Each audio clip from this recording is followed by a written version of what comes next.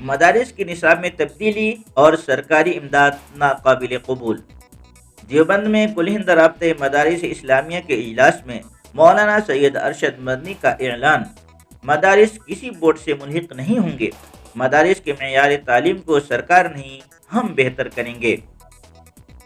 عالم اسلام کی ممتاز دینی درسگاہ دارالعلوم دیوبند میں اتوار کو منعقد کل ہند رابطہ مدارس اسلامیہ کے اجلاس میں مدارس اسلامیہ کی کسی بھی بورڈ سے الحاق کو خارج کر دیا گیا اور واضح لفظوں میں کہا گیا ہے کہ مدارس اسلامیہ اپنی روایت کے مطابق کسی بھی سرکار سے کوئی مدد نہیں لیں گے اور نہ ہی مدارس کے نصاب میں کسی قسم کی تبدیلی کی جائے گی۔ حالانکہ مدارس میں پرائمری تعلیم دیے جانے پر زور دیا گیا ہے۔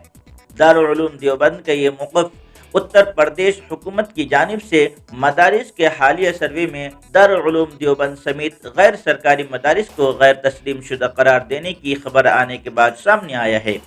دارالعلوم دیوبند کے جامع رشید میں منعقد رابطہ مدارس اسلامیہ کے عمومی اجلاس میں خطاب کرتے ہوئے دارالعلوم دیوبند کے صدر المدرسین اور جمعیت علماء ہند کے قومی صدر مولانا سید ارشد مدنی نے مدارس اسلامیہ بالخصوص دارالعلوم دیوبند اور علماء دیوبند کی زرعی تاریخ پر روشنی ڈالتے ہوئے کہا کہ مدارس اسلامیہ کا مقصد دنیا کا کوئی بورڈ نہیں سمجھ سکتا ہے۔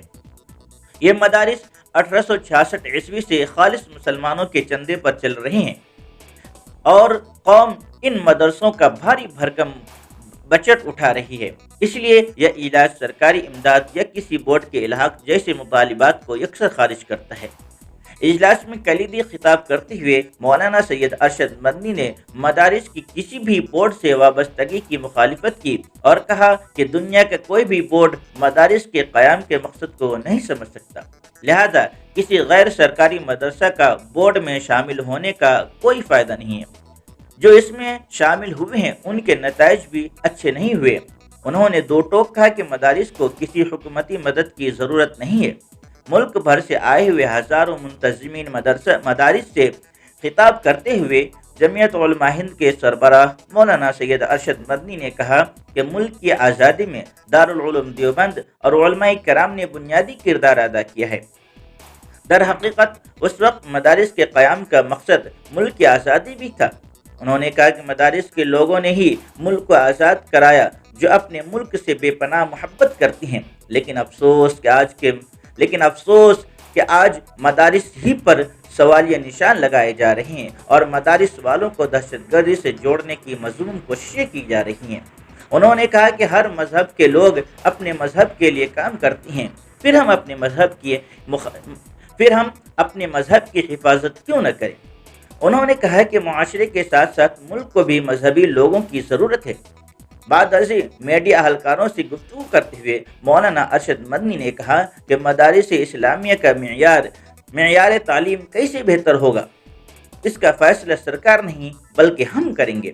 انہوں نے کہا کہ مدارس کے قیام کے وقت ہندو سماج کے بچے بھی مدارس میں داخلے لیتے تھے۔ انہوں نے مدارس پر لگنے والے دہشت گردی کے الزامات کو خارج کرتے ہوئے اس کی سخت مذمت کی۔ انہوں نے کہا کہ دارالعلوم دیوبند یا جمعیت علماء ہند کا سیاست سے کوئی تعلق نہیں ہے، اس لیے ہمارا حکومتوں کی مخالفت یا حمایت کرنے کا کوئی مطلب نہیں ہے۔ انہوں نے کہا کہ ہمیں لیپ ٹاپ والے نہیں بلکہ قرآن والے مذہبی لوگ چاہیے جو دیہات میں، جنگلوں اور شہروں میں نمازیں پڑھا سکیں اور دین سکھا سکیں۔ لیپ ٹاپ کے لیے ہمارے بچے یونیورسٹیوں اور کالجوں میں تعلیم لے رہی ہیں۔ انہوں نے کہا کہ پہلے کی حکومتیں مدارس کے ساتھ نرمی کا معاملہ کرتی تھی کیونکہ وہ لوگ مدارس کی قربانیوں سے بخوبی واقف تھے، لیکن آج کے اقتدار والے اس سے ناسمجھ ہیں کیونکہ یہ لوگ جانتے ہی نہیں بلکہ مدارس اور علماء کے آزادی میں کیا کردار ہیں۔